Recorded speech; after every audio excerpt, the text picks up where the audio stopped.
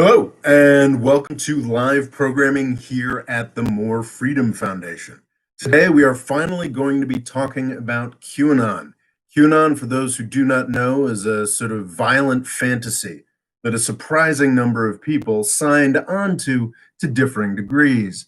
The prophecies of the QAnon movement have been quite dramatically disproven this week, and there's been a big pylon mocking people who believe in this.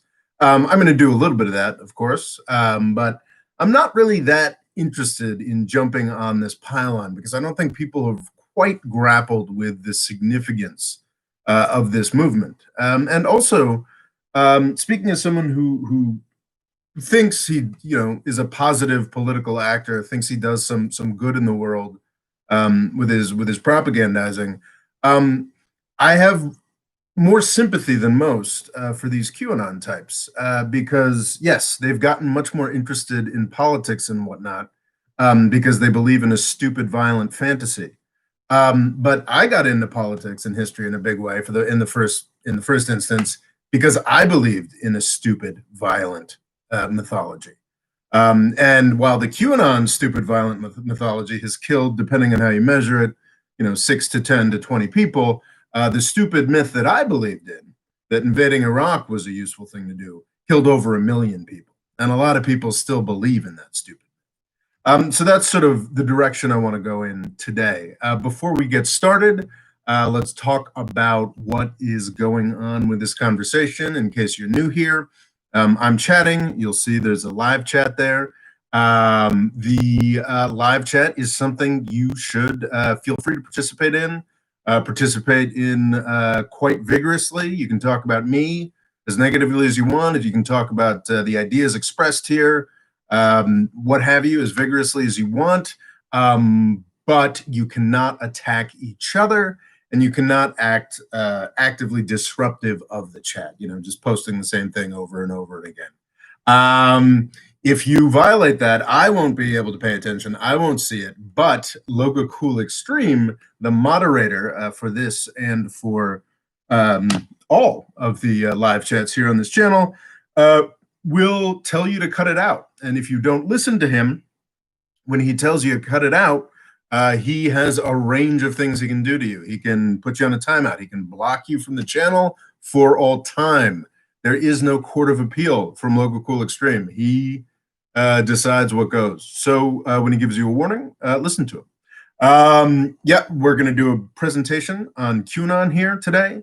I'm going to chat. I'm going to just talk at you guys for a half hour, 45 minutes or so. And then after that, until 2 o'clock, until most of 2 hours from now, we'll do Q&A.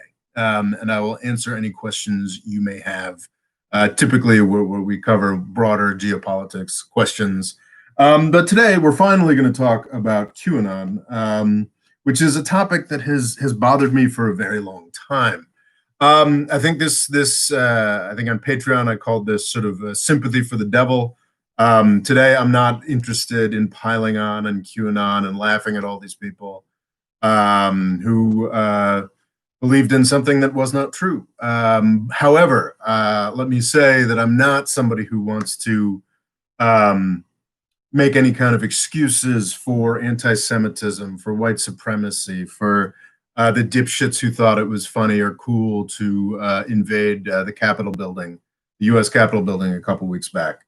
I'm a firm opponent of, a lot of the horse shit that comes with the QAnon ideology or adjacent ideologies. I do, however, believe that not just in a sort of Biden-like spirit of unity. I've thought this for a long time, that actually the fact that the past 4 years of the Trump catastrophe has drawn many more people into politics is a good thing, an unreservedly good thing.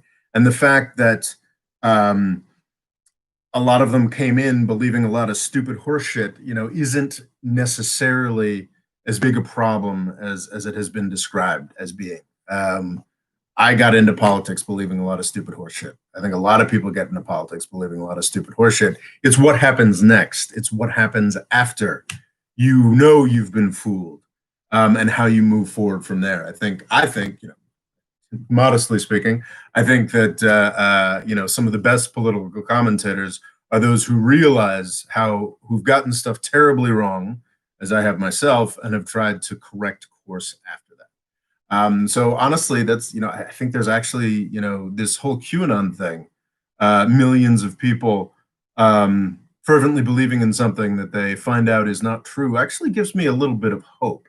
I know that's kind of a random thing. I think, and actually, that bit of hope I have is kind of um, um, actually. Um, I think that hope comes from actually being a little more scared of QAnon than most people are. I think that the the influence of QAnon was actually undersold. I think that, and this comes down to I think this is confusing. I've read a number of great profiles. You can read some great profiles out there. I mean, very briefly, in the fall of 2017, there was a guy who started, I assume it's a guy, or a group, could have been an anonymous group of folks who started posting Q drops, things that purported to be a secret, the secret messages from a government insider in the Trump administration, who purported to be putting out these really important classified pieces of classified information, and essentially what the gist of most of it is that every Democrat and everybody that Fox News doesn't like, all the Hollywood elites, as if the Hollywood elites are important people, are all what's the word I'm looking for? Are all pedophiles, or they're all somehow they're monstrous and bad people, and Donald Trump is here to save us. And of course, the Q person would make all these predictions that were constantly shut down, and a community built up around this QAnon thing. So what I always found scary about QAnon is not the people who got really, really into it. The people who are like, yes, of course, I believe everything that Q is saying. It's also, I think, worth pointing out that it's not like even the people who were super dedicated to following QAnon stuff, from the guy Q, this anonymous source, who built up these online communities. It's not entirely clear to me that all of these people were like 100% drinking the Kool-Aid and into it. I think there was a recent New York Times article that made a pretty good case that it's a lot of it is just a lot of bored and lonely people, sort of my age and older, who just sort of don't have much going on, haven't gotten much out of life, and just sort of thought this was really entertainment. But even that, like the people who are diehard believers of QAnon, the people who are just there for fun, even well beyond that, the effect that QAnon had was dramatic. I tried to find this article, but I couldn't find it. It's from 6 months back, something like that. The extreme skepticism and approach that QAnon has to things, is appealing to me on some levels. I appreciate the skepticism, not the finding a new religion and fantasy to believe in instead of being skeptical about stuff. But what I think was overemphasized in news reports was this idea that, okay, being into QAnon is going to isolate you from your family. People are losing family members to QAnon, this, that, and the other thing. And well, absolutely, that's a dynamic of sort of losing elderly family members to, certain, right-wing politics. That's a dynamic I've seen in my own family. This idea that QAnon is somehow isolating and takes you away from people is less scary to me than this idea of the ways that QAnon influenced the culture. We live in a world where algorithms matter. So, and there's endless stuff written about, YouTube, Twitter, and Facebook. They had all these QAnon groups and the videos, and they let that happen or what have you. Okay, yeah, that's scary. What's scarier is the kind of content that this got people into. It's always a step or two removed. And I think the article that I couldn't find, but I was looking for, they talked about how Facebook usually has a pretty reliable um, set of metrics. It's usually the top 10 best. There's a journalist out there who puts out like the top 10 most viewed stories on Facebook, and despite the hype, Facebook has been a predominantly older leaning, right leaning publication for at least 3 or 4 years now. So the top 10 stories are usually Ben Shapiro, Ben Shapiro, Ben Shapiro, Ben Shapiro, whatever, or what is some other right-wing grifter that has figured out how to optimize, Facebook sharing.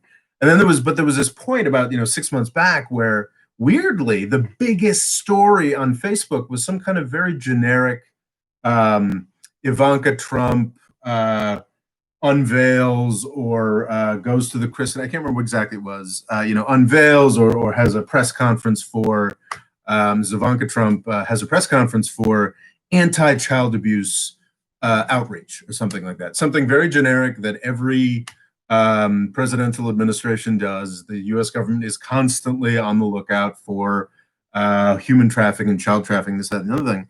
But what was interesting that something so banal, so benign, something that happens all the time was the biggest story on Facebook. And that to me indicated like, holy shit, this QAnon thing, this sort of funny little joke that people,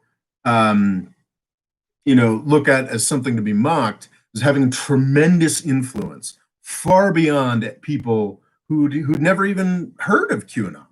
I started seeing stuff like this cropping up about 6 months ago in my Instagram feed.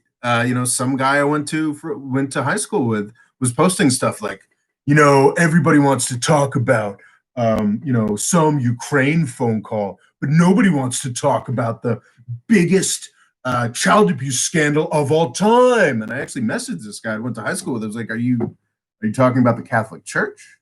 What are you talking about? And he was like, he was like, no, you got to understand. Like, don't you know this is happening? And I'm like, no, I don't know what is happening. And this is a guy who later on, I continued to sort of talk to this guy, had learned about QAnon and thought QAnon was fucking stupid and ridiculous. And he was sad because one of his older family members, had gotten into QAnon, but he, being adjacent to it, just seeing the memes, just seeing what came up on Facebook, because that Ivanka Trump story had nothing to do with QAnon. It had nothing to do with John F. Kennedy Jr. coming back from the dead to team up with Trump to do a coup or whatever horseshit QAnon was in. That was just a whole bunch of people on Facebook believing, because this got shared by so many QAnon people, believing that Donald Trump was doing something special or different about human trafficking or defending children from sexual predation, when it's just bullshit. Like, government is always very focused on human trafficking and child predators. It's actually it is a problem. It's a problem in absolutely every culture, but it is not a problem that involves some James Bond, special, endless network of, political figures that it's just not something that exists. I mean, Jeffrey Epstein does exist. There was absolutely a guy named Jeffrey Epstein who was rich, who had a lot of connections with people like Donald Trump, people like Bill Clinton, and people who are vastly more powerful than Donald Trump or Bill Clinton that we don't hear about, which is why Jeffrey Epstein was, I believe, most probably killed in his jail cell. But the fact that that exists does not mean that automatically, Donald Trump is fighting against, this massive, massive crusade. Like, there is abuse. There's always been abuse. There are always actors that fight against abuse. Donald Trump and his administration are not one of them. But because of this impact that QAnon had on the algorithms, you had more and more people believing it. And some of this was more sinister. There's been some interesting research about why Trump did so well with Latino groups throughout the country. It's not just Cubans in Florida. It went from something like, I can't remember what it was exactly. He lost, I think he, went from like 60, from like 30% of Latinos to like 35% of Latinos in 2020, which was, he still lost Latinos, but he did much better. And there's been some research talking about a lot of the funders couldn't get away with doing actual, straightforward QAnon advertising for Trump in English. But my understanding is there may have been some much more closer to like QAnon talking points in Spanish language advertising. So these ideas that like again, even if they're not talking about adrenochrome or Pizzagate or any of the crazier stuff, filtered into the electorate. I think that the main reason that Donald Trump and the Republicans did as well as they did in this past election, because even though he lost, and even though the Republicans did lose control of the Senate, they did much better than expected. I believe the main reason that they did much better than expected was the checks, was the amount of money that was fire hosed in to the economy by the CARES Act and other stimulus relief actions. I think that a lot of people in the United States were richer than they had ever been. Not richer, but were more economically secure this year than they have ever been. We see a lot. That I think is one of the main factors in the Republicans and Trump overperforming this year in this election. But also, I do believe that QAnon, it was not just, and I think this is underemphasized in a lot of the stuff we read about. QAnon was not just weirdos in Q shaman weirdos in was it a bull or a bison hat, running into the Capitol. QAnon was responsible for millions and millions of votes, millions and millions of votes that Donald Trump won. So it's a pretty big deal, and it's not like this as we can with the actual 2,000 or 3,000 people who invaded the Capitol. We can't just, as I think many people are believing, these people need to shut up and go away and fuck them, and we'll sort of prosecute them, or nobody will ever listen to anything.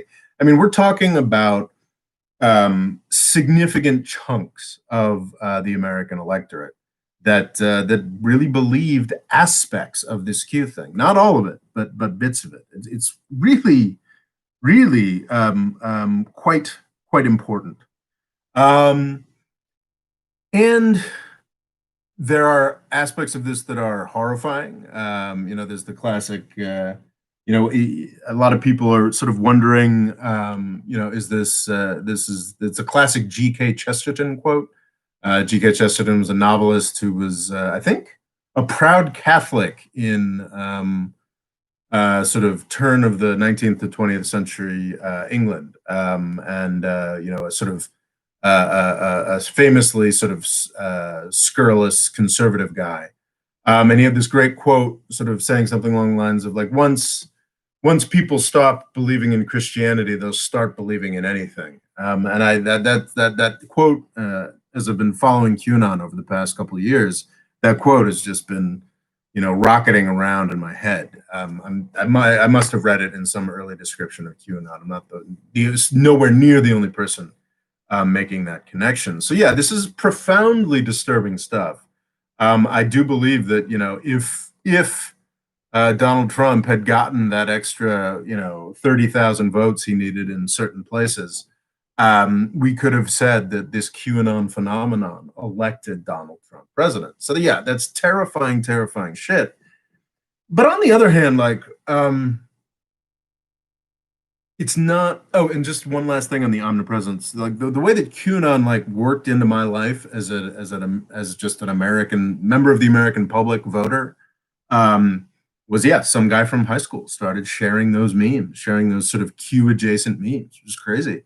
And I remember this is before coronavirus. I remember being in the Metropolitan Museum of Art, and probably charging my phone. This is downstairs in New York City, and I remember an African American man. This is, now keep in mind, this is mid 2019 at the latest. This is a year and a half ago. This very excited African American man sort of shouting into his phone, about Q stuff, about this idea, this conspiracy, this idea that it was all going to come down and Trump was going to arrest everybody, and it was. I mean, this is a much more broadly based, much more deep seated thing that I think people are really recognizing, and there's some horror to that.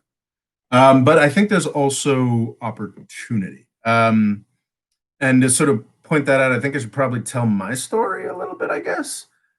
Because, what has happened indisputably over the past between 2016 and 2020, I should have had the figures for this, but I think in 2016 we had what, 120 million people voting, something like that. Um, in 2020, we had almost 160 million people voting. An extraordinary number of new people have been brought into this process, and people who just sort of into the American political process, and people who just sort of normally, went out and voted for the president and didn't know much, have gotten tremendously more engaged in this process. So not only has uh, uh, U.S. political participation shot up to a level that it brings us back to the 19th century. Like, I think it was not since 1900 have we seen this large a percentage of the electorate voting. But of the people voting, they're more into it, and I think that's tremendously heartening. And yeah, it's horrifying, but we to some extent owe that to QAnon. Donald Trump's sort of unique horrificness got a lot of people voting for the Democrats, more people voting for Democrats than ever had before.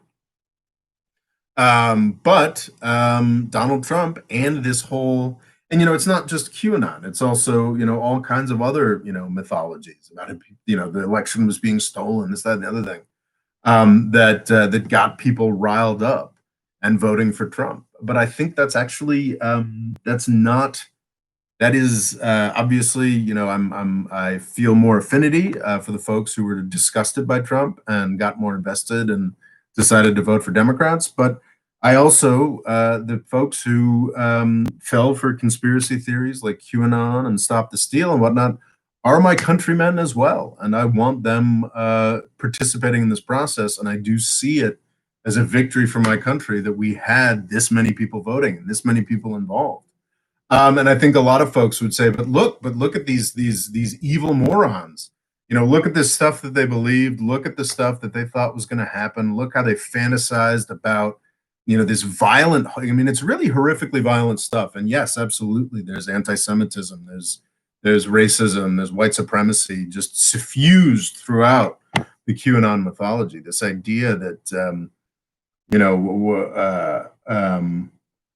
Trump and the military are going to get to. This was something they actively fantasized about and wanted. It was like Trump and the military destroying U.S. democracy, ripping up the U.S. Constitution, arresting all of Trump's political opponents and executing them. That's something that QAnon people actively wanted.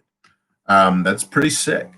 But you know what? I believed in a pretty sick myth when I started sort of diving in history and politics in a big way. Sort of the outset of my the outset of my adult life coincided more or less directly with 9/11. In 9/11, I had just turned 22. At 9/11, I just turned 22. I was extraordinarily angry. I used to go grab lunch under the World Trade Center. And I, because of that anger, fell for some really violent fantasies that were being sold by the Republican and Democratic parties, chiefly the Republicans, the folks who are in power, the Republican and Democratic parties at that time, which were basically talking about, we're somehow going to attack Al Qaeda by destroying Iraq. And I honestly, I wasn't really ever particularly invested in the WMD, excuses. That wasn't really something I just wanted blood. I thought that the way for the U.S. to become stronger and better and safer and to make sure that nothing like this ever happened again, I thought that the way to do that was to just go make people suffer. And I thought that the world was going to be a safer, better place if the US went to the Middle East and murdered a bunch of people. As I think anybody who's familiar with my channel can attest, that is no longer my approach to things. That is no longer what I believe. I think haven't really believed that those sorts of things since 2006 or 2007. And if folks just sort of glance through the titles on my YouTube channel, you'll see that I'm pretty fervently, probably the main thing that I do is opposition to U.S. foreign policy in the Middle East. Become a very strict anti-interventionist because I think I learned. I think I learned what it was to be made a fool of. And I think that millions of QAnon, there are plenty of QAnon people who are going to find some other bullshit to believe. Are going to be maligned. Is probably the majority of QAnon people are going to say, "Well, that didn't work out. What's on NASCAR? What's on MMA? No need to be snobby. Maybe they'll decide look into Masterpiece Theater. I don't know. I think the vast majority of QAnon people are going to move on to some other hobby, but I think it's conceivable that there could be tens of thousands, hundreds of thousands of people who had a similar story to what I did, who were drawn into a process, were drawn into drawn into politics and history and how exciting and how frustrating and infuriating this stuff can all be. And they were drawn into it by a vicious, violent fantasy, as I was drawn into these sorts of things by the vicious, violent fantasy of reshaping the world through American military power. And I think it's possible that some of these QAnon supporters will be able to take the networks that they've fostered, and move forward with it. It's funny. There's actually a third move forward with it in more positive ways. It's kind of interesting why maybe the reason I'm so sympathetic to this is just simple ego and being flattering myself. But my first exposure to a QAnon person wasn't through the family Instagram. It wasn't through my personal Instagram. Wasn't through that gentleman at the Metropolitan Museum of Art. It was actually a woman who contacted me because of my Yemen videos,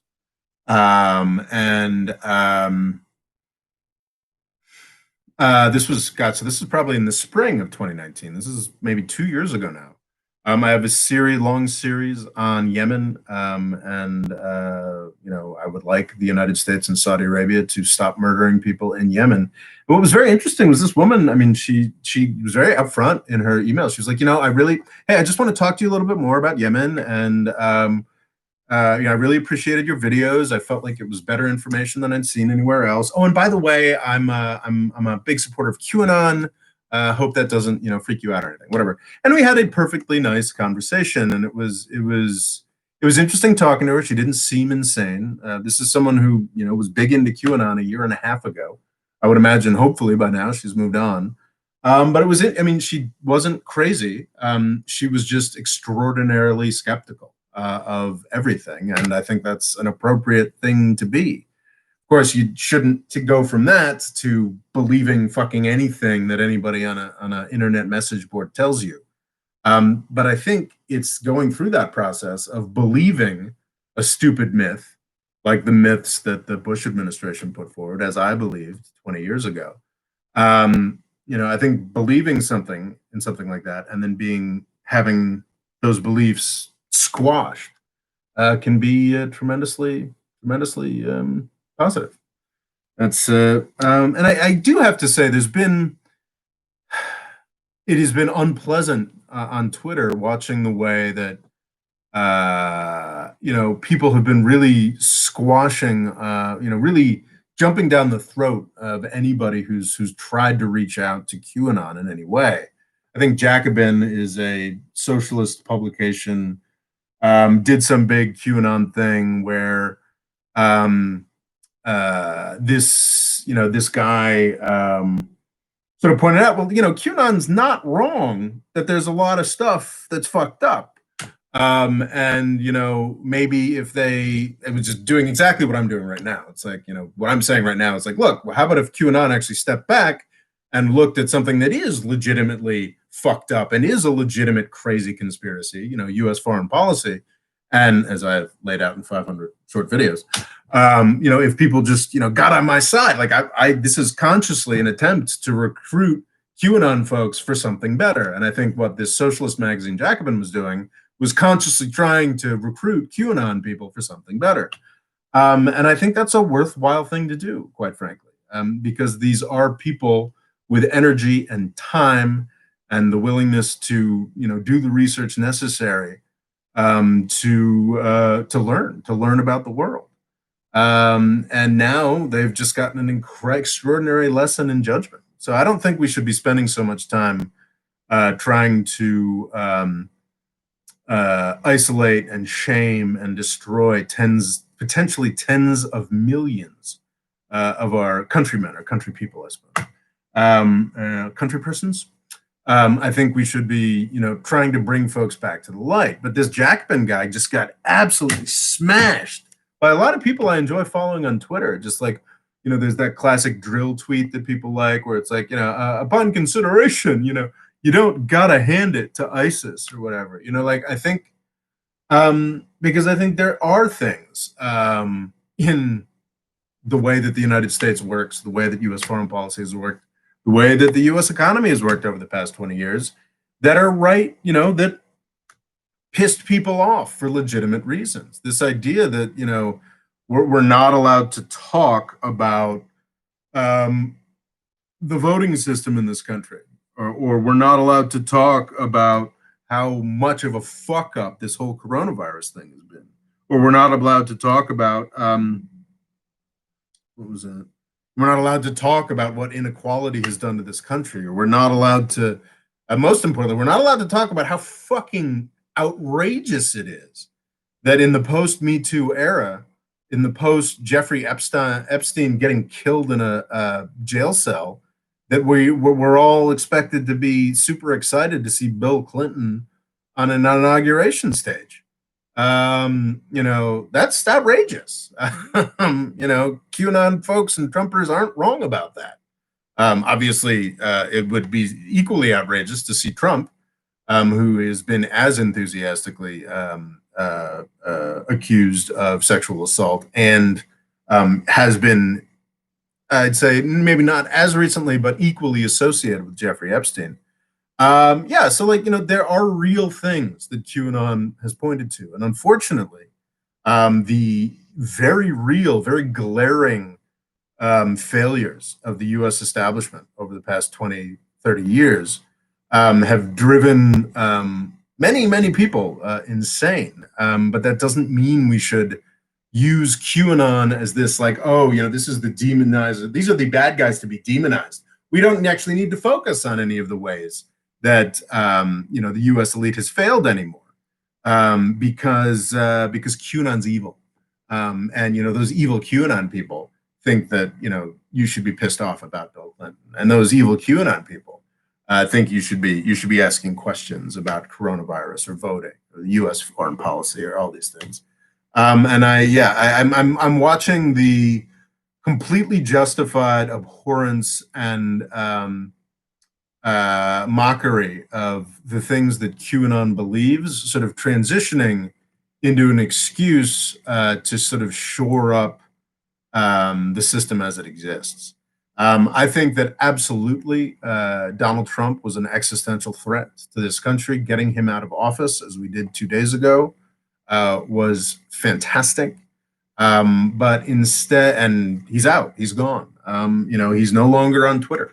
No doubt he'll reemerge in some form in the coming days, weeks, or months, and that'll be unpleasant. But that will no longer be our main problem. The main way to make sure that Donald Trump doesn't come back to power in 2 years' time is to address the reasons why people were so pissed off. And yes, yes, yes, a lot of it was racism or whatnot. But nobody who's any student of history will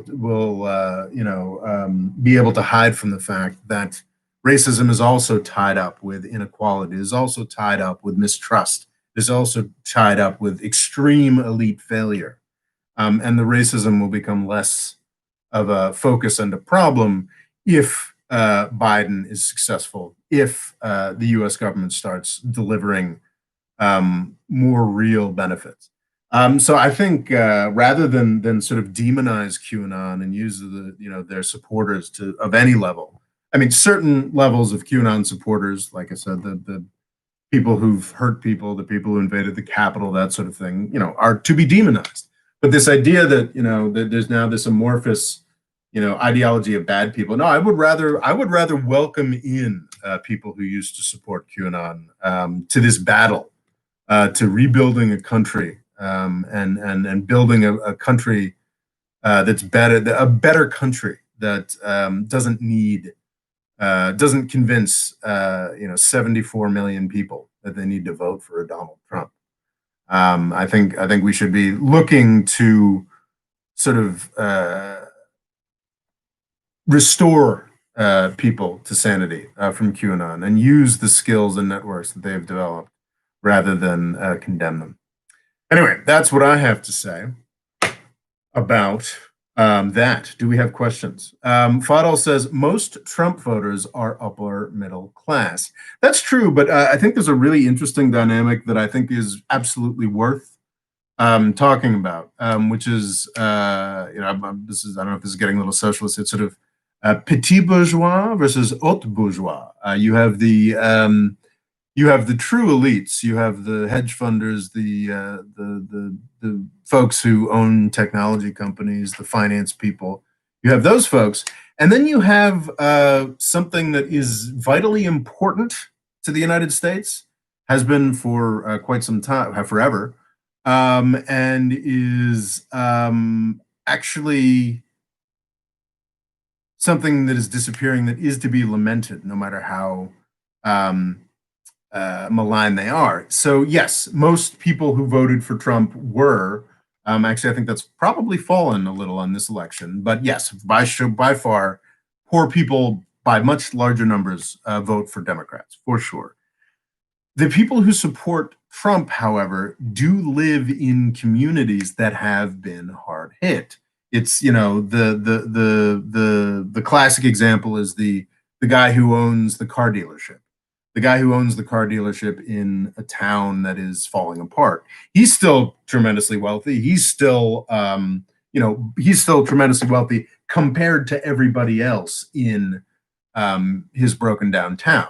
He's still got a boat. He's still got a nice house for his town. He's wealthy, but he does see that his prospects have declined dramatically compared to the prospects of folks on the coasts. It's an interesting thing to tease out, but I think people use it as a sort of a get out of jail free card, or not a get out of jail free card. I think there's people are really interested in two explanations for the rise of Trump. There's the income inequality explanation, and it's because of all these economic problems. That's why people are supporting Trump. And then there's the racism, like it's all racism, racism, racism. And the answer, of course, is that it's both. And then a third thing, and a fourth thing, and a fifth thing. It's an incredible mess of reasons and elite failure and decline that got us to the point where people elected Donald Trump president. And I feel like a lot of people are really interested in saying, no, no, no, no, no, it's not income inequality. No, no, no, no, no. It's just racism. These people are just racists. And they use that figure that Fadel came up with, that yes, poor people by and large do tend to vote for the Democratic Party. But I think that's a bit, I just don't think that's accurate. I think that Bernie Sanders and Donald Trump come from, we're both, what's what's the word? Were both put forward, were both accelerated by income inequality. I think that strikes me as undeniable. And to say that, yeah, okay, they got different. Yeah, sure. Poor people do tend to vote for Democrats. That's true. That does not mean that economic insecurity was not a facet. I don't know if I'm making that point at all well. But anyway, questions. Ryan A says, love your channel. I use it to challenge my own views constantly. I seem to have a problem with getting along with both sides, mainly people who take politics too seriously. You helped me move from T. Okay. Well, thank you. That's kind of you to say. I think everyone should take politics a little more seriously, though. Do we have any questions? No super chats, I see. I do like super chats. I will definitely answer your question in the super chat. Low Cool Extreme says, just a question, how does it feel to not talk about the former commander-in-chief? It is fucking fantastic that Donald Trump is not president anymore. It's truly great. Like, it really is. But I think that was 2 days ago.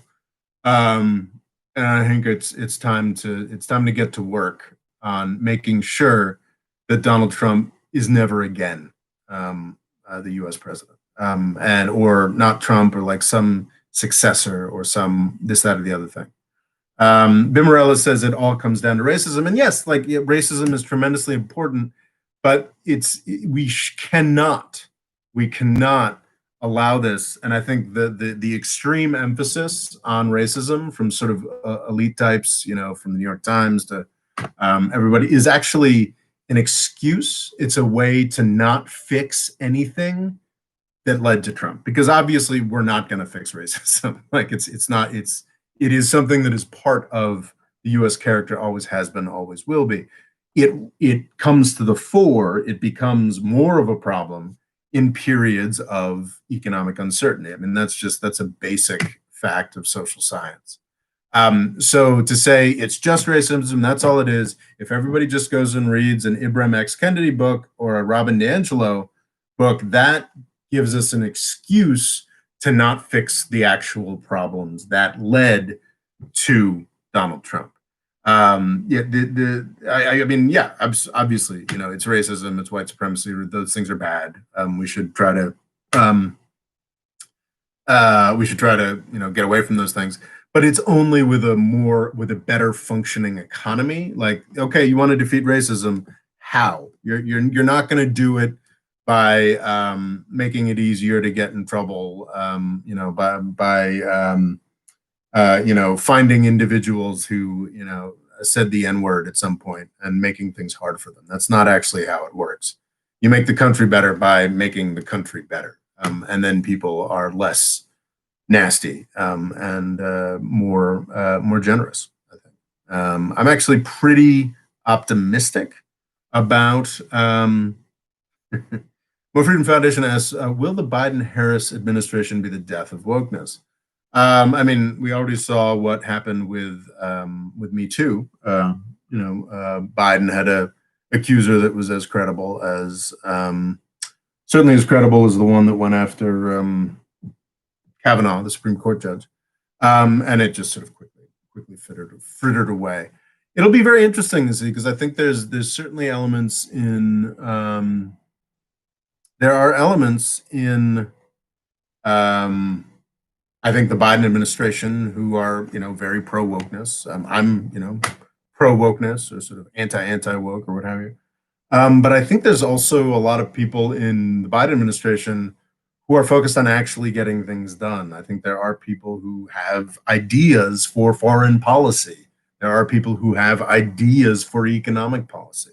It's funny, before Donald Trump, I would have been horrified by this.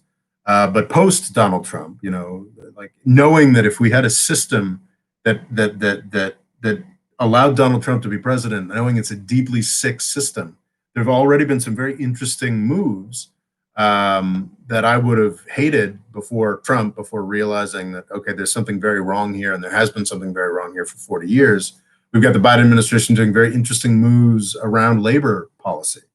One of the interesting things about the U.S. system, and something I used to applaud, is that the United States actually has very strong pro-labor laws, has a Department of Labor, has a National Labor Relations Board that has actually very strong regulations and laws behind it that have consciously been allowed to atrophy for about 40 years now.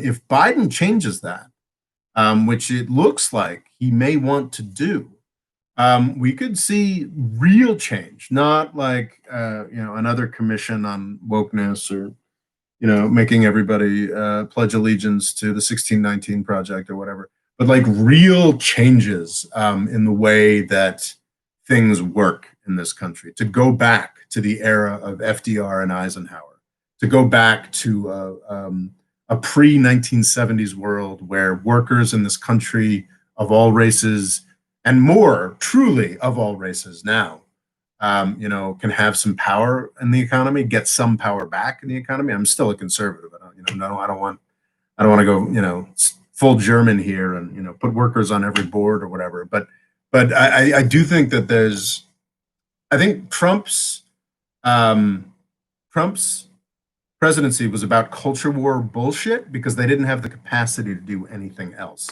I think that the Biden-Harris administration has real capacity to do things and change things. At this point, 2 days in, it's anybody's guess how that's going to go.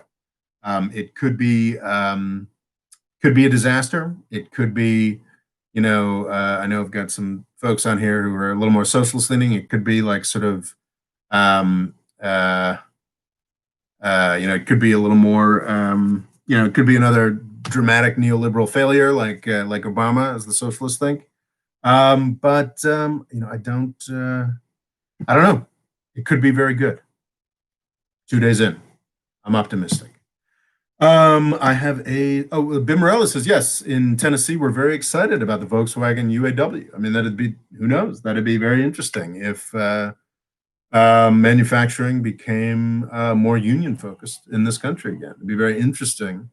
Amazon and Walmart are two huge employers who've been able to very successfully block unionization by doing stuff that is pretty flagrantly illegal under the laws and regulations of the United States circa 1975. I haven't made a real in-depth study of it, but I think they're still pretty flagrantly illegal. There's just been a precedent set of regulators not going after them. The fact that Biden fired one of the head regulators at the National Labor Relations Board, the Trump appointee, instead of not like, and keep in mind, this is a guy whose term was going to be over in 8 months anyway.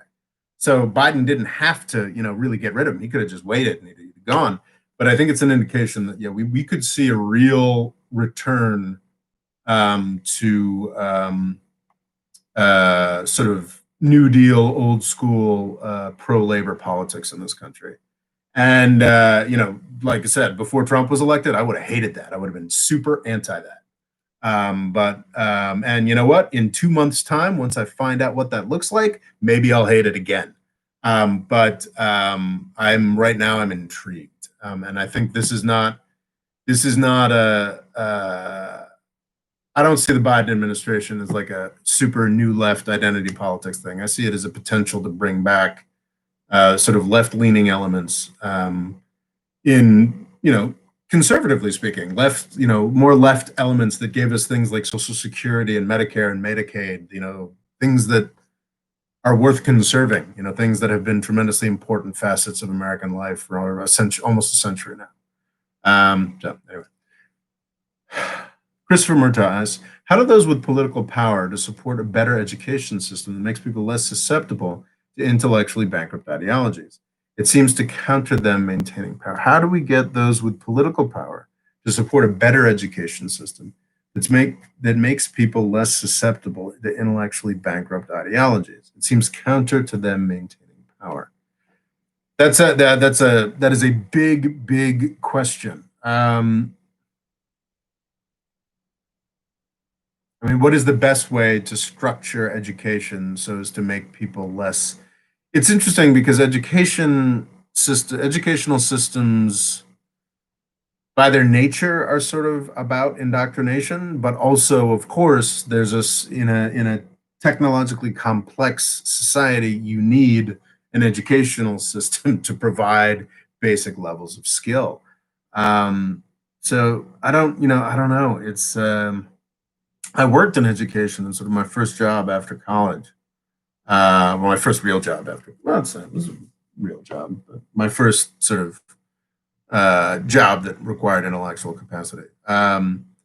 Working in education, and it's a tremendously difficult. Obviously, everybody always needs a better education system. I mean, I think everyone should just watch more and more Freedom Foundation videos. I think that's the way to do it. But I think I think there needs to be. It's frustrating because the QAnon thing, this sort of crowdsourced individual um, thing. I mean, that's a model that I find a little inspiring, honestly. The idea that, large communities could form around dissident ideas. That's not a bad thing. That's one of the reasons why I'm sort of both horrified and enticed by this whole QAnon thing.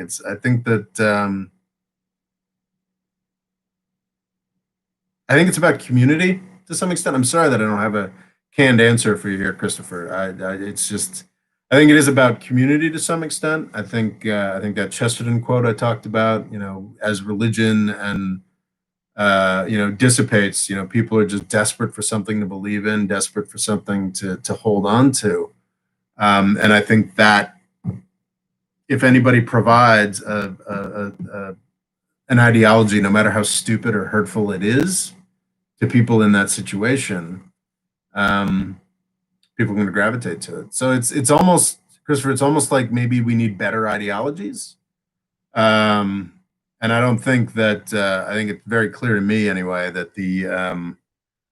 I think the most popular ideology is sort of a sort of woke, um, anti-white, whatever thing, and I think that's like the alternative that no, it's not anti-white. It's sort of anti-racism or something. Which both of those things are things that sound fine to me. But I think it's clear that if that's the alternative to QAnon and sort of various other right wing shticks, I don't think it's very attractive. I think it appeals to certain subsets of the U.S. population, but it's not a mass ideology the way that QAnon, unfortunately, and a lot of other, uh, I think that resenting sort of wokeness and anti-racism is a more of a mass ideology than wokeness and anti-racism is, which is a problem. So I think that it's not so much the quality of the education system, though obviously critical thinking should always be inspired everywhere it's possible. But I think it's the lack of quality of the ideologies presented. I think we need to come up with better, more compelling ideology. I mean, those of us here, who want to discuss ideas and politics and history on a live chat and spend 2 hours doing that, I mean, we probably don't need um, a better ideology to sort of lull us into sleep as we consume. But I think that I think that I think that a lot of the U.S. voting public does, and yeah, I don't know. I guess that's sort of my problem. I guess that's pretty cynical, but yeah, I think we need a better ideology. Um, all right. Bimarella asks, what do you think about the Jim Crow sedition caucus?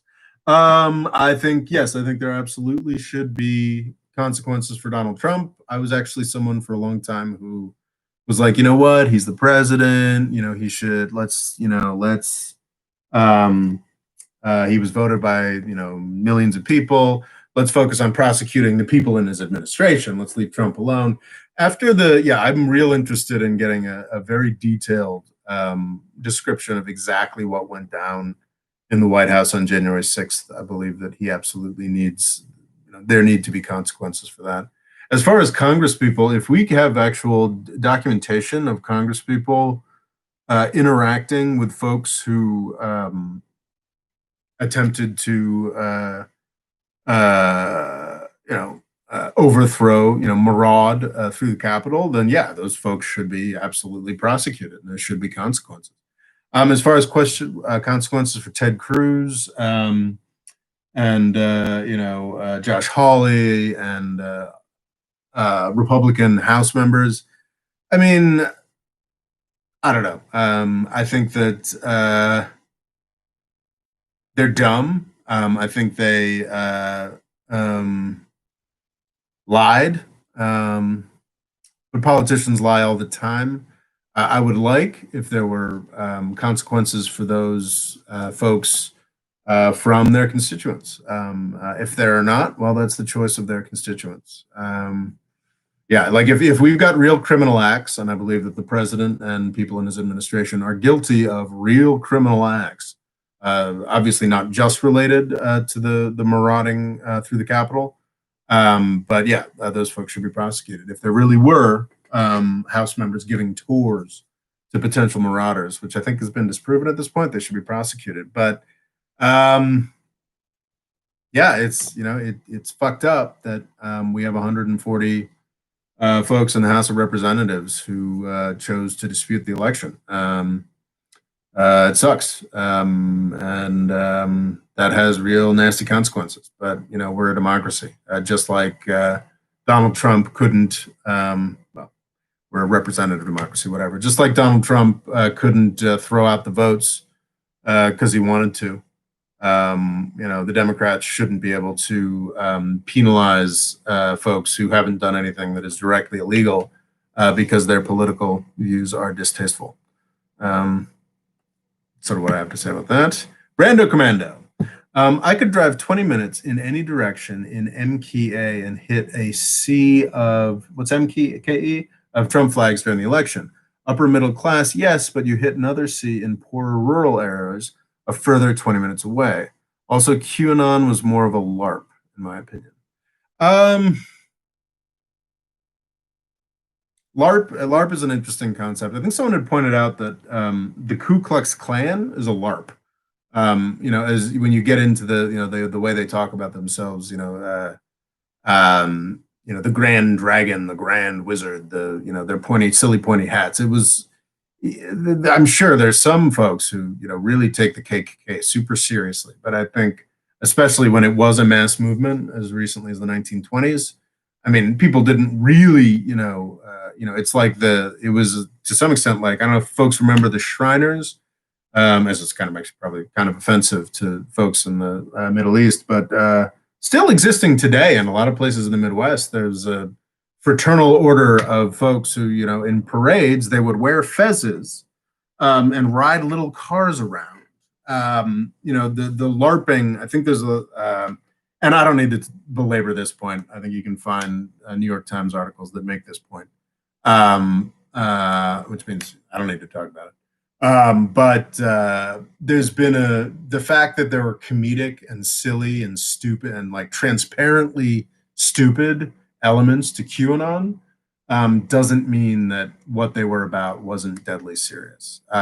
There were, I think a lot of people who sincerely believed that Donald Trump, even though he'd lost the election and had, his attempts at insurrection had failed, who really did believe he was going to sort of jump out of a cake at the end of the day on January 21st. I'm not saying there was millions of people, but I think there were hundreds of thousands of people who really believed he was still going to be president today. Yeah. I'm not sure what MKE is. Brando Commando, did you say what that is? Is that what is MKE? Yeah. I mean, no question. There's a lot of Trump flags. There were 74 million people who voted for Donald Trump. Yeah, a lot of people supported him. I do. My anecdotal thing is I spent a lot of time in northern Michigan. And I remember in 2016 specifically being like, oh my God, there's nothing but Trump flags up here. Just nothing but Trump flags everywhere in northern Michigan. And there was still a ton of Trump flags in northern Michigan this summer. There were actually also Q flags. I remember there was a Q bumper sticker I saw. There was a Q billboard I saw. There were a lot of Trump flags. And I was, this year I was in northern Michigan all the way from July, most of through July through October. I was in northern Michigan. And there were a ton of Trump flags, and there were a metric ton of Biden flags. There were Biden-Harris flags were everywhere, even though the Democratic committee hadn't really gotten it together to get the. I don't know if it was a Michigan thing or a national thing, but the Democratic Party had a lot of trouble getting Biden-Harris flags out, and people hand drew their own Biden-Harris flags. There's no question that the support for. I think this is something that's annoying, where people are like, well, the majority of poor people have always voted for Democrats. That's true. But it's like, I don't know what the actual numbers on. Say it's 60-40 poor people vote for Democrats. That 40% of poor people who voted for Trump, that is tens of millions of people. Tens of millions. I think a lot of the I find a lot of the it's just racism. Stop talking about the economics, people. It is not an argument I find persuasive. All right, questions. Thank you, Brando Commando, for the super chat. Did I answer all those questions? I hope so. And what is MKE? I'm curious. I don't know what that is. Milwaukee. That's interesting. Milwaukee. So yeah, Milwaukee, Wisconsin. It's I spent an interesting afternoon in Milwaukee once. Went on a 12-mile jog through what looked to me like a beautiful jog to the lake, and didn't realize it was one of the rougher neighborhoods in Milwaukee. It was an amusing day, running down the streets, sort of followed by crowds of screaming kids, trying to push me into the highway. It's good times.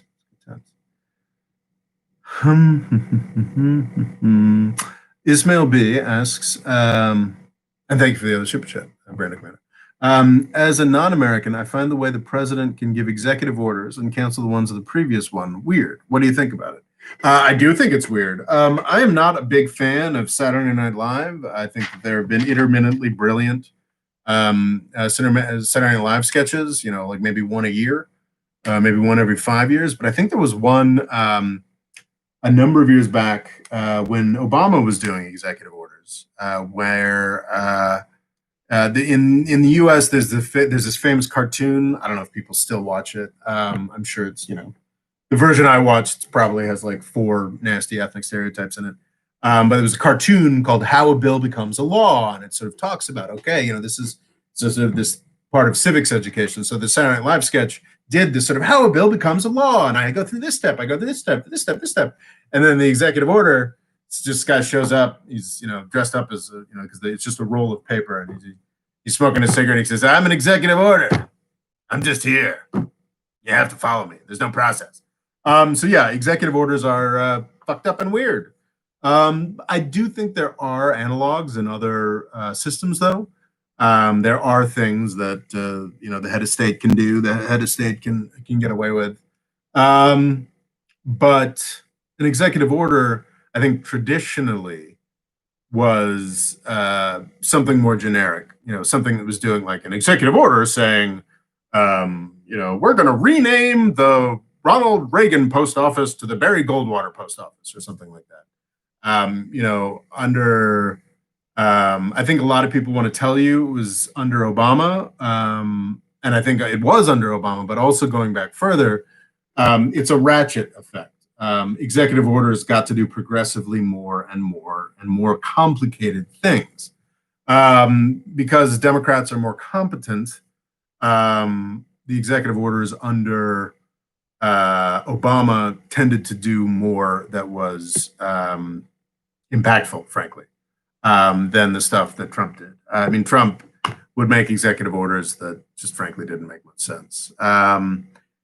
It's bad. I'm not here to defend the idea of an executive order. I think it's really, really unfortunate.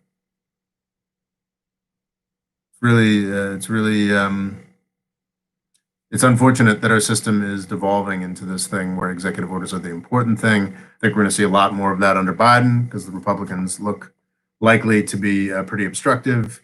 It is what it is. Okay.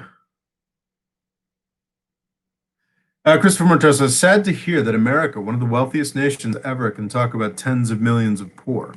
I think that is a very valid critique. More generally, I would say that our poor are, slightly different from many other folks' poor, but that's no excuse. There are different in the sense that, relatively speaking, they are much more comfortable.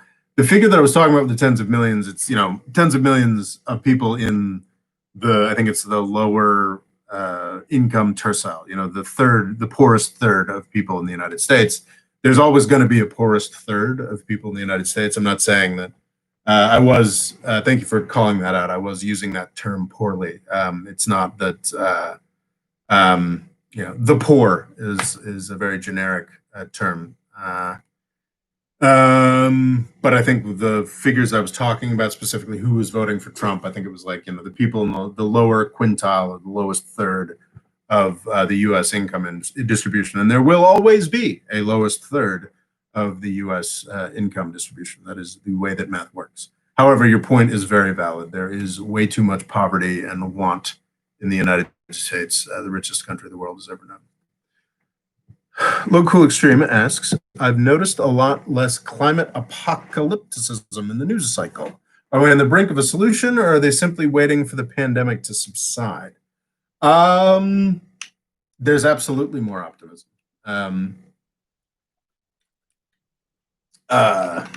Absolutely more optimism. I think that people are kind of blown away by the amount of progress that has been made with solar power. There are a number of, and it's frustrating because you almost have to be a nerd for this sort of thing to realize just how insane the progress has been in recent years.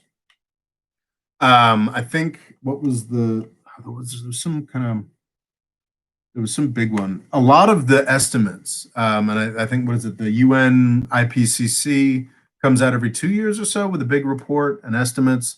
But I think that's the sort of premier organization looking at climate change stuff. But there are, climate change affects everything.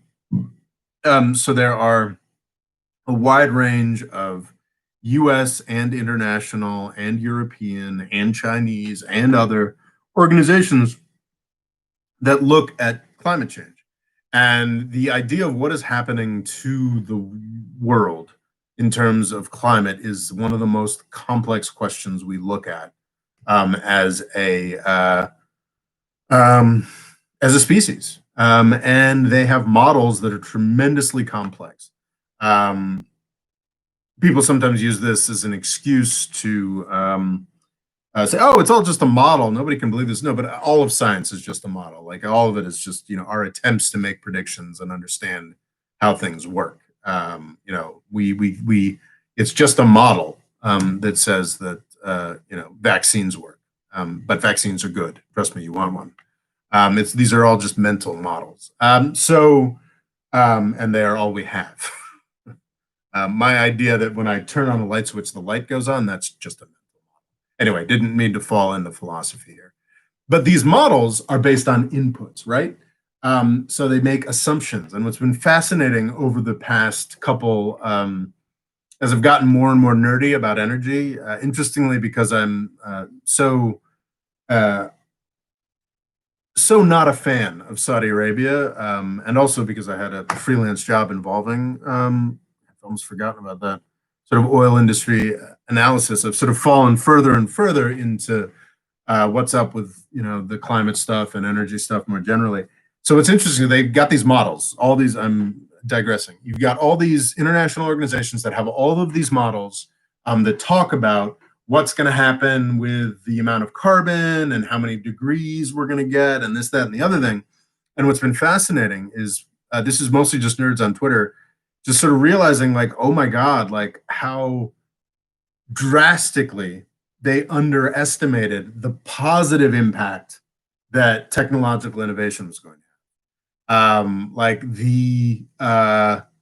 What's happened with solar power over the past 10 years has been mind-blowing, and really nobody predicted it. There's this fascinating graph you can find of, I think it's either the EIA or the IEA. It's the I can't remember. It's the Energy Information Administration. I can't remember what these they are. One of them is a U.S. government administration. Another one is an international administration. There's this fascinating graph you can look at like what their 2010 prediction was for the amount of solar power that was going to be adopted, or no, or for what the price of solar power was going to be. And then in 2012, they estimate actually going forward, with like 2030 over here, it's going to be here. And then 2013, it's here. And then what the solar price has actually done is just cratered, like 90% or something like that. Solar power is like 90% cheaper than it was a decade ago. Wind power is 30% cheaper. Batteries are like 70% cheaper, but it's from like a really, really, really high base. So while solar and wind are now like the cheapest form of power, which is insane, like it's actually cheaper to use solar and wind than any other form of energy. That was not true for a very long time.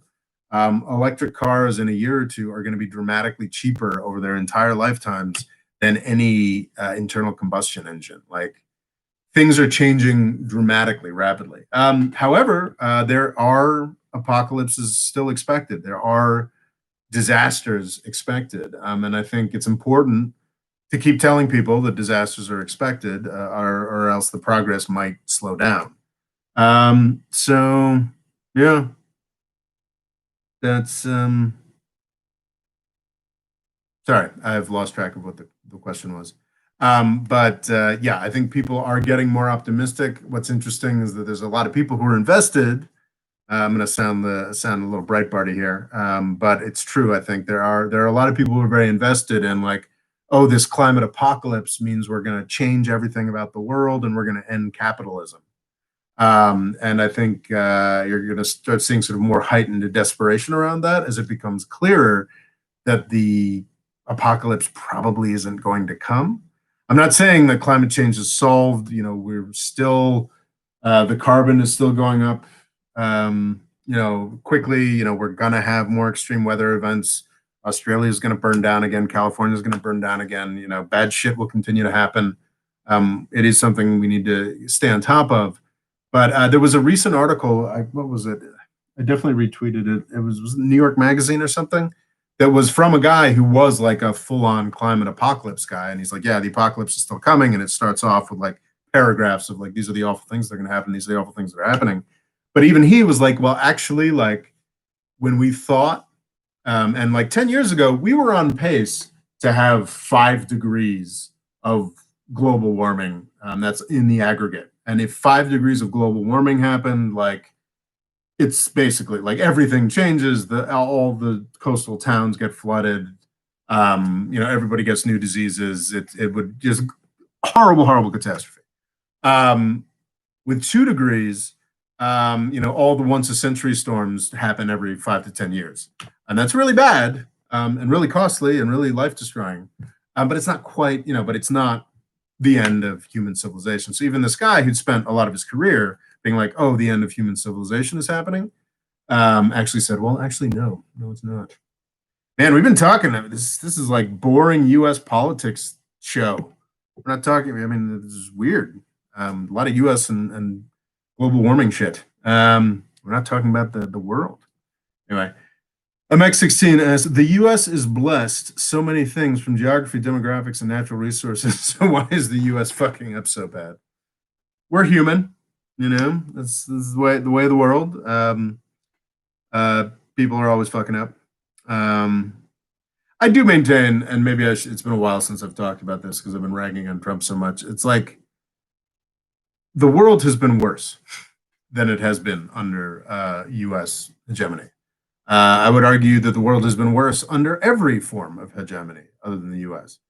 This channel is very much dedicated to pointing out and attempting to eradicate the evils of U.S. empire, because there are very real evils. So much of what we do is completely unnecessary, completely uselessly destructive. That does not, however, mean that I think the world would necessarily be a better place without the U.S. empire. I don't know that we are now. I think over the past 30 years, we've been squandering incredible leads and wasting so much time for ourselves and for humanity. But I think it could have been worse. I think the Germans would have been worse. I think the Soviets would have been worse. I think the British were worse. Um, I think the Chinese were worse hegemons for their area. Um, yeah, I don't. I mean, we're fucking up, no question. This channel is dedicated to that, but it's not, it's not the worst. Moorish hyena, is that Moorish hyena or Moorish hyena? Agrees with me that the U.S. leading the world is way better than China. Well, thank you. Could have been worse, says Christopher Murta. China says, hold my beer. Yes. Questions. Here's a question. What good did banning Alex Jones from social media? Isn't he as popular as ever? I don't think that I don't think that Alex Jones is more popular than ever. I don't know though, but I don't think anybody really has sort of transparency on what Alex Jones's metrics are. Honestly, I haven't made much of a study of it.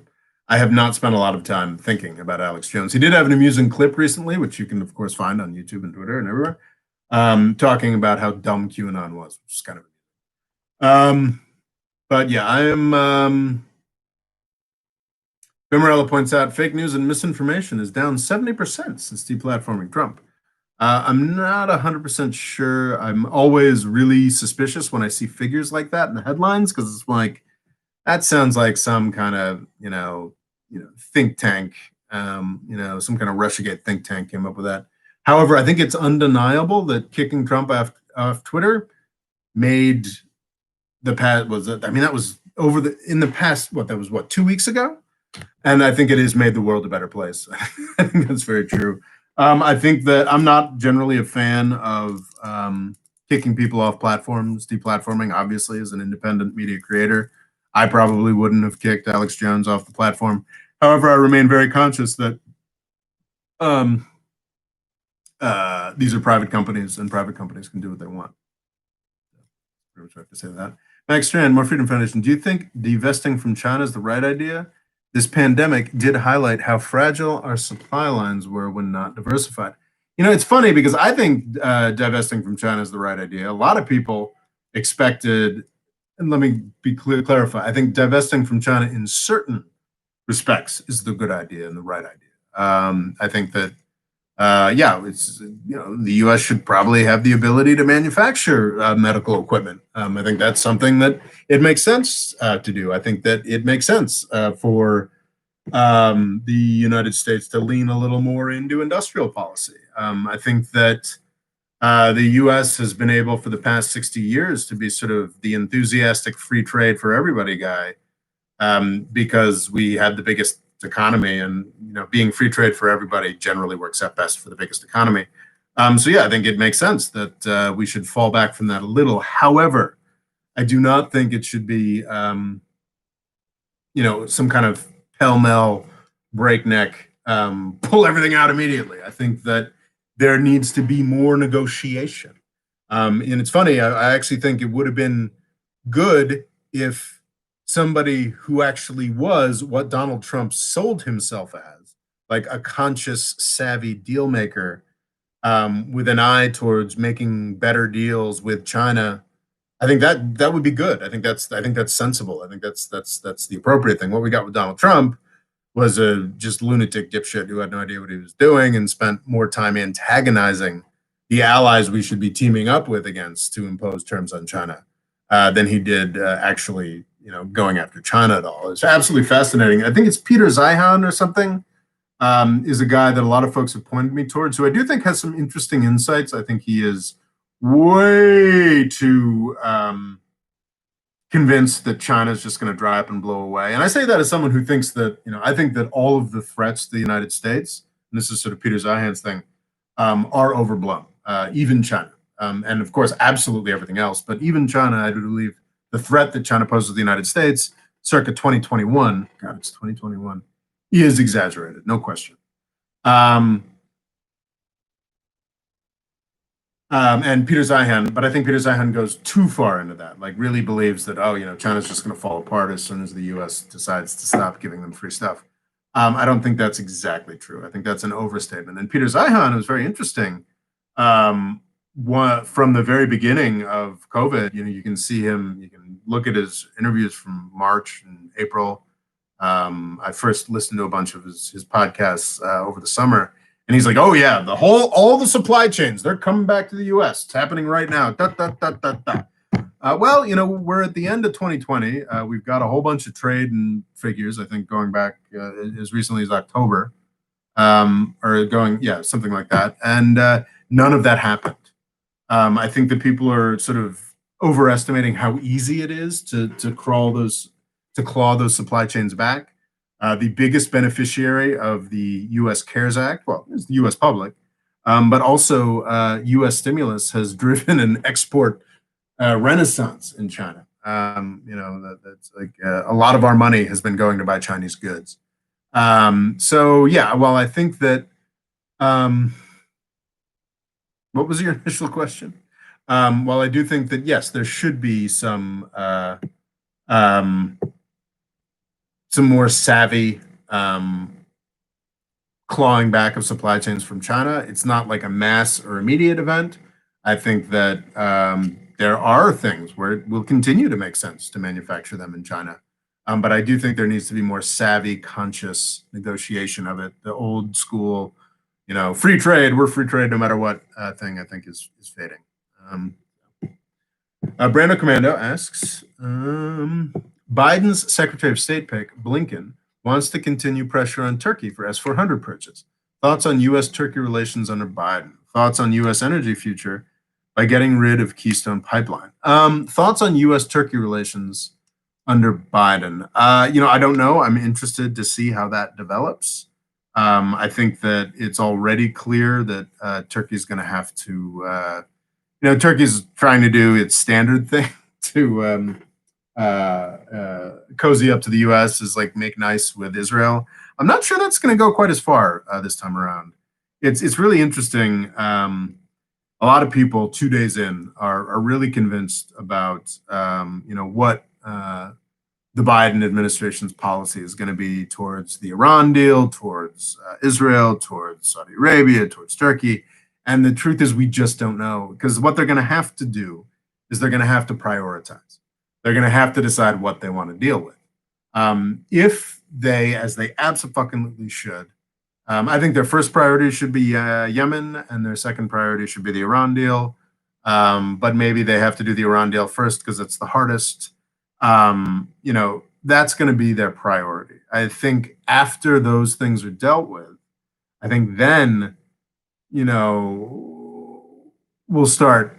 And if Turkey can make itself useful to the Biden administration with respect to the Iran deal or Yemen, then, who knows? Who knows? But yeah, I don't think we're certainly not going to see like an instant healing of the issues.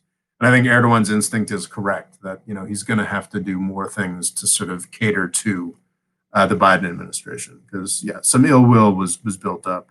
To be clear, I think that it's U.S. actions that brought about that ill will. But I think Erdogan has gotten a little too far out on a limb, acting a little too independently in ways that he will perhaps unfairly get slapped for. So yeah, I can't predict. 2 days in, I think that there will be no quick jumping back into bed with each other. Also, though, I don't believe there'll be beyond the sanctions that were already put in place. I don't believe there's going to be like a really big acceleration in consequences for Turkey unless something else comes up.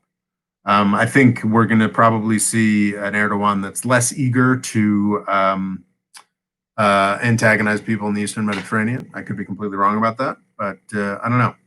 My understanding is there's actually a number of deals that could be done fairly easily in the Eastern Mediterranean. It's possible that the Biden thing has made them more likely. I don't know, but we'll see. We'll see. Questions. Local Quote Stream says, you've said that Q has energy, but I doubt that. BLM got brutalized by the police for 6 months and kept going. after the insurrection of idiots at the Capitol, they never showed up. Protest is important. Yeah, QAnon is no question is, I think skews even older than I am. It is not an organization filled to the brim with young folks. The Proud Boys are sort of a joke. However, that's street action is not all or even a fraction of what politics is. Politics is interacting with your elected officials, becoming an elected official, pressuring elected officials to do certain things through a wide range of things other than taking to the streets. So yeah, I mean, no question that if you want a serious months of street action, Black Lives Matter is who you want to go to. But if you want, QAnon folks, I would say that's an interesting. Actually, no. I would say that QAnon supporters are certainly more wealthy than the folks who tend to march on the streets and battle with cops on behalf of BLM. But I think BLM supporters are now. I think Black Lives Matter is now such a cause celeb and such a mainstream thing that it's got a lot more money behind it. And thank God, because it's actually a worthwhile cause, unlike QAnon. But I do think that the people who fell into QAnon, many of them are sort of marginal loonies getting further marginalized. But I think some of them have resources and some of them are not, complete idiots. So yeah, I'm not saying that, QAnon or its successors are going to be this tremendously influential part of U.S. politics going forward. I'm just saying that for a few thousands or tens of thousands of people, they could be worthwhile. Fadel says thoughts on Biden's first executive orders. It's been interesting. A lot of stuff was obvious, but stuff that needed to happen. The Paris Climate Accord. Getting back into the WHO. It's amazing to me how many people people on Twitter are very smart about stuff, still think the WHO has something to apologize for, which is just horseshit. The World Health Organization, its role is to be able to be in every country. It's not a fucking political shop for condemning and making choices and telling people who's doing things rightly or wrongly. It is in the world's interest, it is in the UN's interest, it is in humanity's interest that the World Health Organization has access to China, the largest well of disease by virtue of being a largest human population, rapidly urbanizing animals close to these rapidly urbanizing populations. The WHO doesn't need to be. It was amazing. Like Donald Trump seemed to be angry that the WHO wasn't making a bigger stink about condemning China. That is not the WHO's fucking job. The WHO's fucking job is to be present in places where diseases happen and try to stop it. If we had had a functioning Centers of Disease Control in the United States, they could have done the condemning and the calling out of China with the data that WHO would have gotten by kissing ass. So anyway, sorry, that's just a pet peeve. I like him jumping back on things. It's interesting. A lot of people expect Biden to hold on to a lot of Trump's immigration legacy, and he has. But what's also interesting is that there's this I was following this one woman on Twitter, Dara Lind, who I believe is maybe she's no longer with Vox, but she's sort of whenever anything comes up on immigration, I'm like, oh, I wonder what Dara Lind has to say. She's fairly knowledgeable, and it was very interesting watching her. It's like, oh, okay, he lifted the Muslim ban. That's huge. That's fantastic. But it was sort of generally, I think, up until at some point yesterday, it was, I think, until Dara Lind was signing off for the day, it was generally what we'd expected. It was like, okay, so a lot of the really egregious stuff he stopped, but guess what? We're still the United States. We still have an immigration program. Like, I think nobody was really expecting Biden to do anything particularly revolutionary, particularly quickly.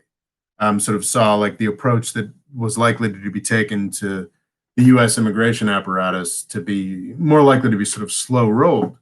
So, and then I went back to to the point where Dara Lind tweets, sort of certain leftists on Twitter I follow were already being like, "Ha, see, Biden's just an asshole," like everybody else. And then at the middle of the night, I guess this was last night. Yeah, probably last night. They did a moratorium on deportations, which is freaking huge. Doesn't affect people, still people who show up at the border can be sent out or what have you. But like the whole ICE, now don't get me wrong, ICE still exists, Immigration Customs Enforcement, CBP, all of these things still exist. But this disgusting Gestapo Nazi tactics, scooping up people who'd been here for 20 years and sending them back to countries they didn't speak the language of. That shit is, it's not over, but because all these organizations, all these regulations, they all still exist, but it's really is significant and very good that Biden said, okay, I think it's a 3-month moratorium. We're not sending anybody home. We're not deporting anybody. We're going to figure out what's going on. And I think that's a pretty vital first step towards a saner immigration system in the United States. And I think it's a bold step that people didn't expect Biden to take, to the extent where poor Dara Lind, the immigration reporter last night, was like, fuck, I was already I was in bed. And now I have to get back up to explain to people on Twitter, oh, this actually is kind of a big deal. All right. Questions? Yeah, there's this tweet, Cletus223. Didn't the WHO say the Chinese were doing just fine in the first few months when they are still covering up? There's this tweet which basically says, it's from January or something like that, where it says the Chinese government has found no proof of human-to-human transition for coronavirus, which is a statement of what the Chinese government said to the WHO. It is not the fucking WHO's job to embarrass China. It is the CDC's job to embarrass China, but our CDC couldn't do that because Trump had put a muzzle on it. The important thing for the WHO is that it has access to China. If the WHO makes its business telling the world that China is lying and full of shit, then China doesn't let the WHO into China, and we have no window on where all the fucking diseases come from. This really fundamental misunderstanding of what the World Health Organization is for. And it bothers me. Sorry, Cletus. It just really bothers me. The WHO is not a wing of the State Department that's supposed to issue press releases on, how China is wrong about shit. The World Health Organization is responsible for having access to places where disease happens and getting information to people who can make those kinds of determinations. So yeah, I don't think there's any support at all. Jake Tapper, I think, retweeted that like it was some kind of big fucking gotcha, this is the worst take of all time. And I'm just like, oh, go fuck yourself. Because within a week of that, they were like, yes, this is a big deal. I think the demonization of the World Health Organization is a whole bunch of political leaders in the United States trying to cover their own ass for their own failures. I'm not saying the World Health Organization is flawless or anything. It's an underfunded administration with an impossibly large remit that also has to do politics with everyone so it can have access to making sure we all don't die of new diseases. So I have much more sympathy for the WHO than I have for any asshole in control of any government this year. Local Extreme asks, how will China respond to a Biden administration with restraint and logic, or Trumpism with Chinese characteristics? That's an interesting question. I don't know. The question is, are they still going to do their wolf warrior horse shit? I don't know.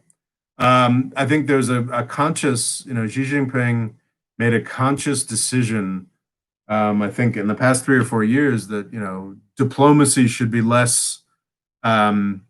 more assertive from China. And you know what? more sensibly assertive diplomacy from China isn't necessarily a bad thing.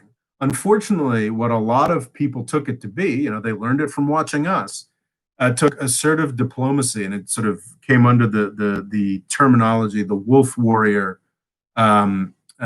diplomacy, was basically to act like Donald Trump, to basically take Donald Trump's Twitter personality and start putting stuff out on behalf of the Chinese government, outright lies, just sort of like acting like a fucking child. And it's really that. I mean, before the Trump administration, I was pretty.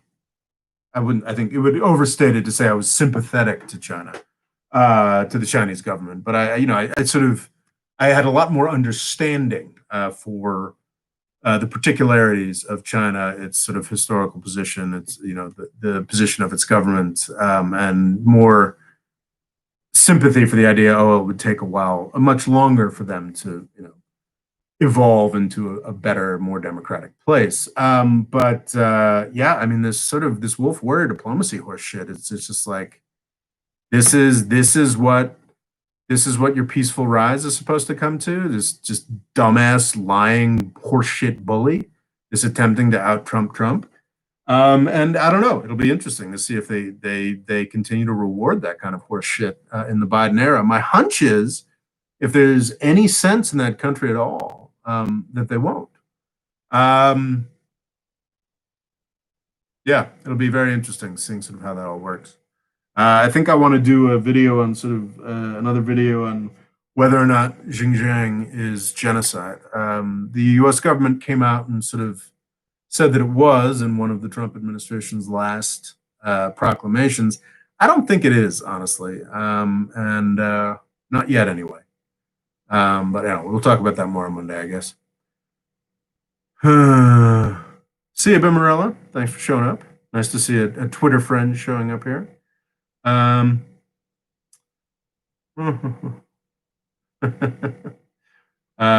Christopher Murto says Rob's one QAnon supporter follower has downvoted this video. No, LOL. Well, I don't know. Honestly, I think I'm more sympathetic to QAnon. Maybe it's someone who really hates QAnon who downvoted the video. I mean, QAnon's evil bullshit, but I believed a lot of evil bullshit in my youth as well.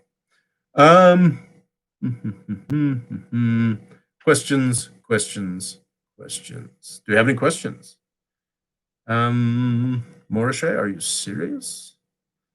I'm looking for questions, folks. Are we all just tired? I'm a little tired. I mean, I could end early, but that seems wrong. Questions. No questions. Local Cool Extreme asks, so is Russiagate finally dead?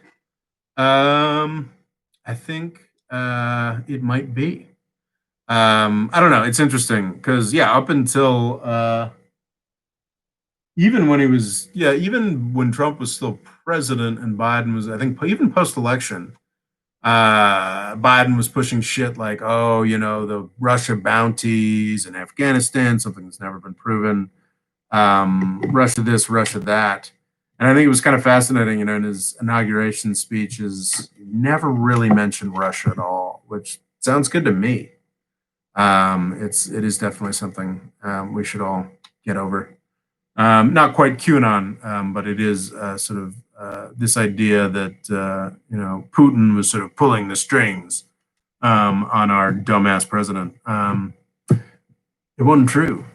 Anyway, someone here said Biden won't rejoin the JCPOA. I don't know. Biden has said he wants to rejoin the JCPOA. Not everybody, but many of the people he has hired want to rejoin the JCPOA. That is the current plan. There are people throughout the Middle East and the United States who are going to work very, very, very, very hard to stop that from happening. I don't know who's going to be successful. We should all work as hard as we can to make sure it is successful. That the U.S. does rejoin the Joint Comprehensive Plan of Action, does rejoin the Iran nuclear deal. Don't know. I just don't know. And I think what's interesting is there are a lot of what's going to be interesting to see is I think that for the next year or so, if Netanyahu calls up Biden, I'm sure he's going to be civil, but he's going to be like, "What the fuck were you doing with Trump?" The way that Israel has lashed itself to Donald Trump, certainly the way that Saudi Arabia has lashed itself to Donald Trump while doing war crimes. It'll be interesting to see what kind of impact that has on Biden decision making going forward. I would think probably not positive. I haven't seen much indication of that yet. I ran a video 2 months ago now. How screwed is Saudi Arabia under Biden? And I don't think we're going to see a big blow up. That's not how sensible adult politicians work in foreign policy. But what will be interesting is how quickly or not quickly Biden steamrolls over objections from Saudi Arabia and Israel to rejoining the JCPOA. I think that would be interesting. Maltemeyer asks, how high do you estimate the chance that get a Hitler after you fall of the Prussian elites? So how high do you estimate the chance that the U.S. gets a Hitler after you had the fall of your Prussian elites? I don't know that we've really had the fall of our Prussian elites, honestly. I don't think that I don't this is neither the Trump administration, despite all of the agitation of Bernie Sanders and Donald Trump, it has not been a bad couple of years for elites in the United States. It's been an amazing couple of years for elites in the United States. Are you kidding me? The way the stock markets have gone, the way everything has gone. There's been no driving out of power of money or this, that, and the other thing. I do talk about, and I think I ran a video. It's like I think that like a lot of folks, and I think maybe some folks abroad, maybe like, okay, this is good. Fuck the U.S. It's falling apart. It's and I disagree strongly with that sentiment, but I understand it. Especially as a young person looking at what the U.S. does to the world. I could imagine being very angry at that, but I would caution people against that for exactly that. Well, not exactly what Malta was talking about, but I think fairly closely. It's like when the U.S. democracy, republic, whatever falls apart. It doesn't mean we're all of a sudden going to become super modest on the world stage. It's actually becomes a distinct possibility that the United States reconsolidates under some sort of dictatorship, and one with a lot more resources and potential than Napoleon or Adolf Hitler had. Yeah. Do I think it couldn't happen here? No, I think it absolutely could happen here, and that's certainly something that Trump has illustrated. I don't think it's as going to be happening here quite as soon as a lot of people suspect. And a lot depends on what happens over the next couple of years.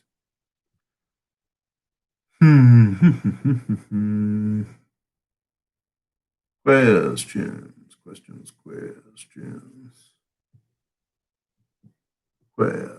Will Biden reverse Trump's decision on the Western Sahara conflict? I don't know. I'm not sure he will. Yeah, I really don't know what the Biden.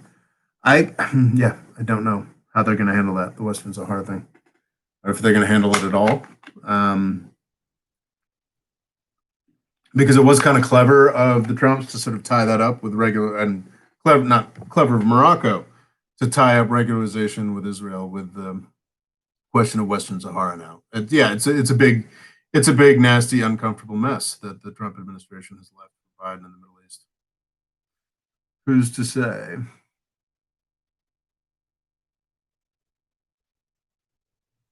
Brando Commando asks, what's your opinion on why Latin America is so poor?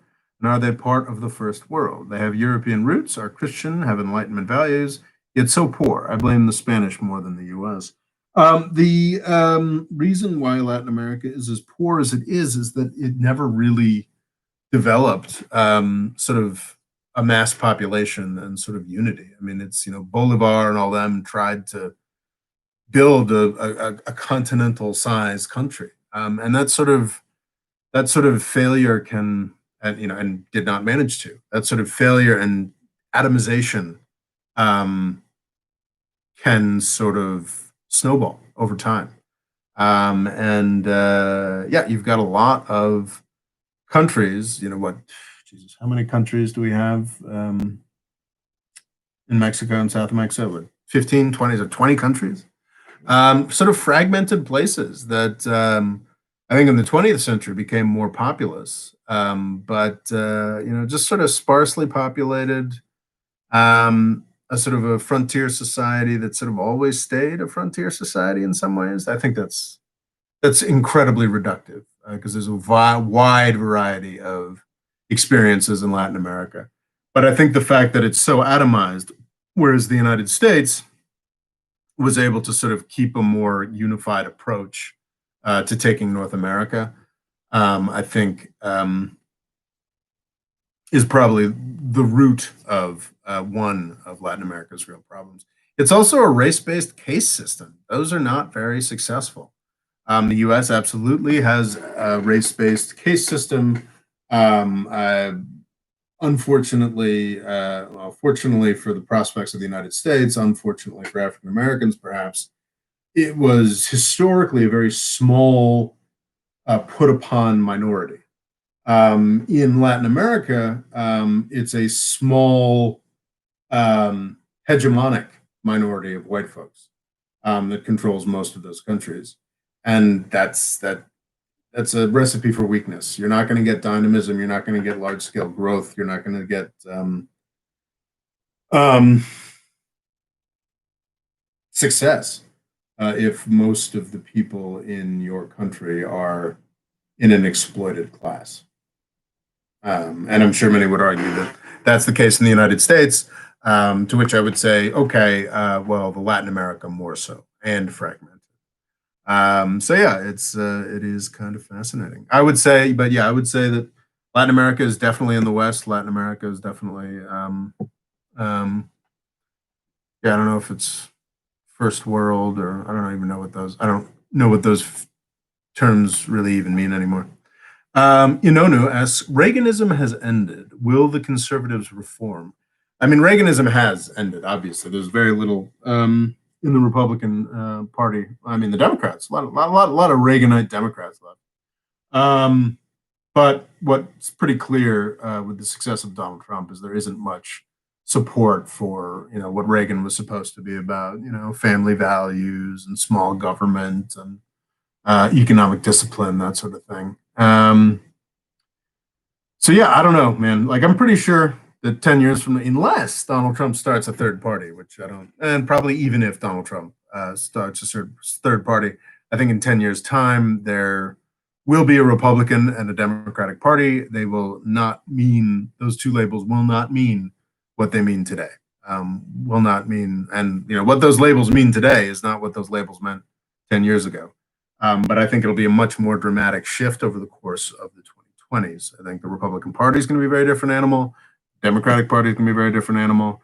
I can't say exactly what those animals will be, but and I think the point I was making with my sort of Ronald Reagan versus the Joker video is that yeah, I believe the United States is in a period of extraordinary flux.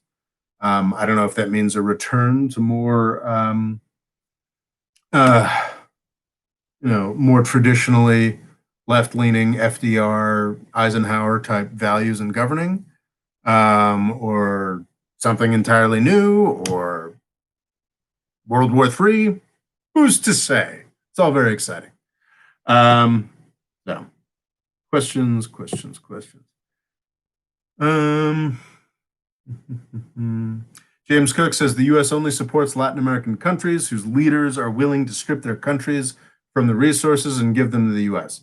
I read that, and my instinct is to be like, oh, that's just leftist propaganda. Unfortunately, it's leftist propaganda that's largely accurate. It's really only in the past 20 years or so, as the U.S. has been hyper focused on the Middle East and the Cold War, the end of the Cold War helped, that the U.S. has finally been taking a little more of a step back and sort of benign neglect to Latin America. And Trump, of course, ruined that and jumped right back into that.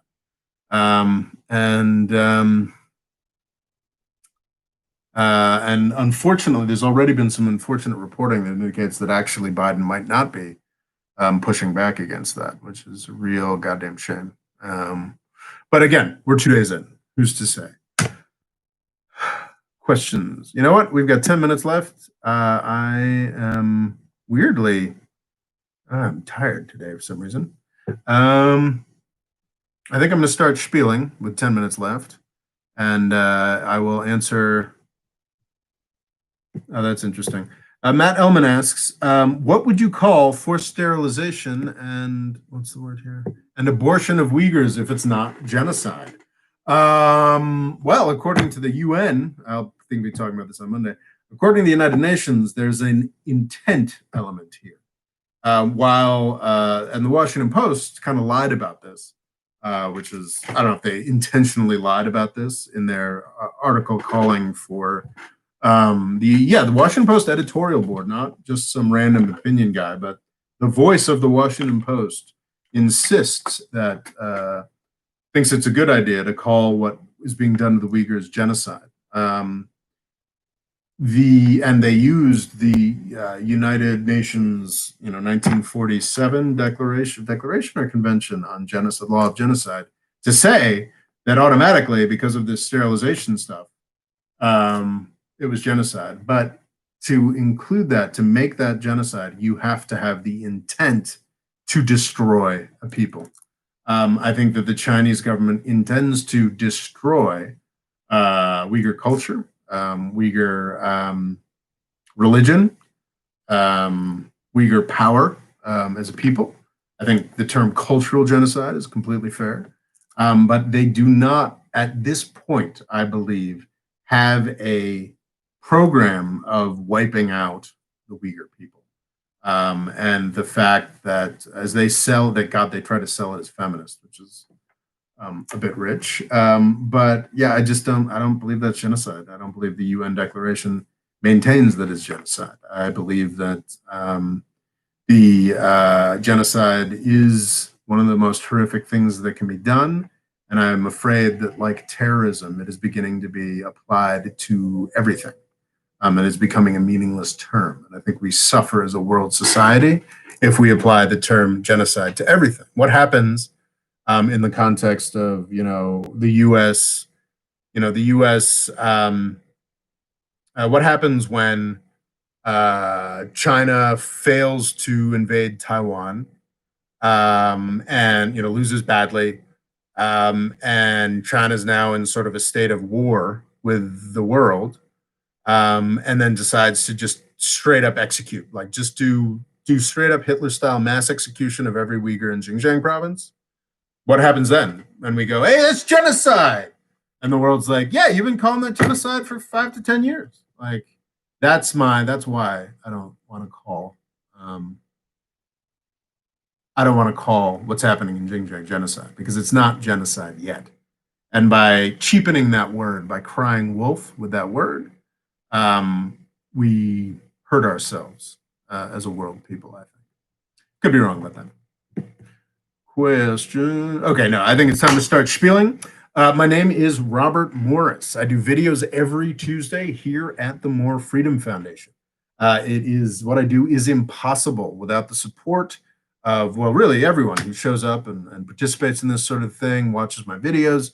However, I really wouldn't be able to do anything without the patrons. There are folks who signed up on Patreon, who chip in a little money for every video, not for videos like this, but for more produced videos that I do.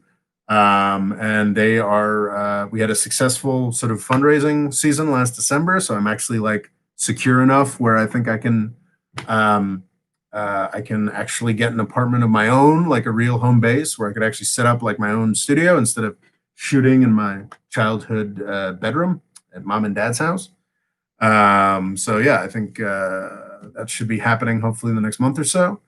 But yeah, it's the patrons who chip in financially that sort of keep this thing going. You can find a link to that in the description. There's also a PayPal link. If you are interested in continuing this conversation all week, all month long, you can sign up at, not sign up, you can join me at Rabo Law on Twitter. I spend way too much time on Twitter, and my hope is to stop twittering all day and confine it to a couple hours in the evening. But I spend a lot of time there. The conversation goes on. Oh, also, if you enjoyed this monthly live chat that we do, we also do a second live chat every month, but it's just for the patrons. That's the patrons only live chat. The next one will be coming early in February. If you're interested in that sort of thing, it'd be cool. That's another part of signing up for Patreon. Twitter at Rabo Law, Instagram at The Golden Age. I have written books. Where did I put the? Well, anyway, I've written a small book called Everybody's Lying About Islam that explains the U.S.-Saudi relationship and how it's at the heart of most of the most famous worldwide terrorism over the past, 30 years. And then I wrote a much longer book called Avoiding the British Empire, which lays out the history of the British Empire and how it sort of rose, was much more dominant than we really recognized, and then fell.